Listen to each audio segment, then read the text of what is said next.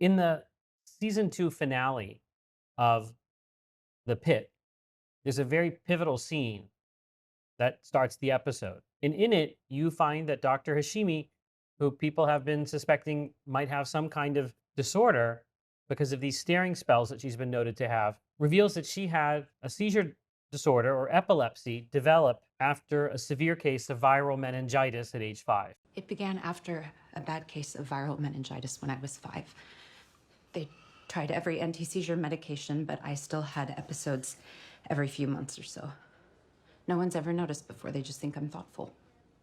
So I wanted to break down what that mechanism is and why it's linked to viral meningitis and how it's linked to viral meningitis.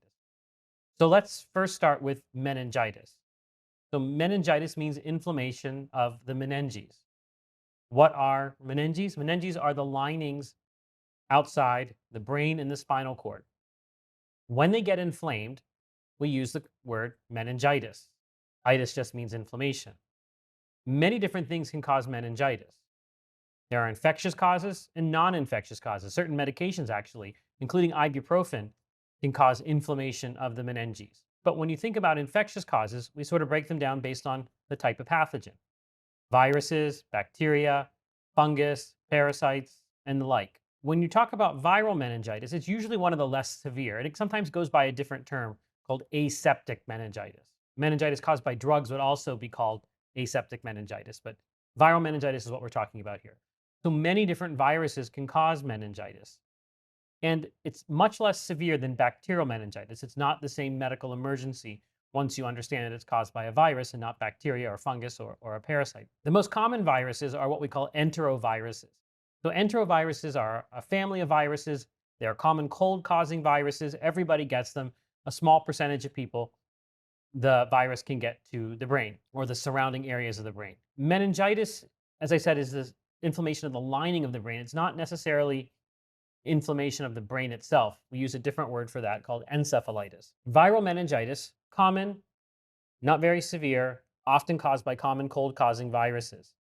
And the symptoms might include fevers, chills, muscle aches and pain, characteristically for meningitis, headache, and neck stiffness. So, a person might have difficulty moving their neck back and forth or shaking it back and forth if they have meningitis. And you diagnose meningitis by doing a spinal tap or lumbar puncture. Viral meningitis is something that you don't treat with antivirals. There are some recurrent types of viral meningitis that can be caused by herpes that you do, but for the most part, it's symptomatic treatment once you've determined that it's viral meningitis. But as I said, this is inflammation that's occurring. So inflammation can cause a lot of changes to the area that's being inflamed. And when we're talking about the central nervous system with meningitis, it could impact nerve function. It could impact the, the way electrolytes are handled. So our nerve cells, the way they communicate, the way they actually function, often has to do with ion channels and ion currents that control the electrical activity of these nerves. And that inflammation, that abnormality that occurs with viral meningitis, especially if it's severe, and she said that it's severe, it was a severe case, that can leave people with a seizure disorder. Now, viral meningitis isn't usually the cause of seizures. The risk of someone who has viral meningitis going on to have epilepsy is probably not much more than in the general population. So it's not a major risk. For purposes of the scene, viral encephalitis would have made it a little bit more accurate, but okay, let's go with viral meningitis. Not much higher than baseline, but it's likely due to the neuroinflammation that occurs during the acute episode.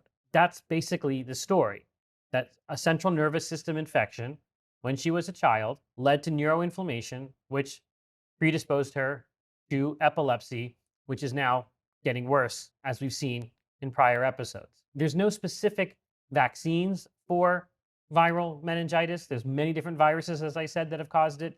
Enterovirus is very high on the list, herpes virus, but not something that you can take one vaccine for, which is different from bacterial meningitis, where we do have vaccines against some of the pathogens that cause bacterial meningitis. But that's what I wanted to say about this issue with epilepsy and viral meningitis that was dramatized in The Pit.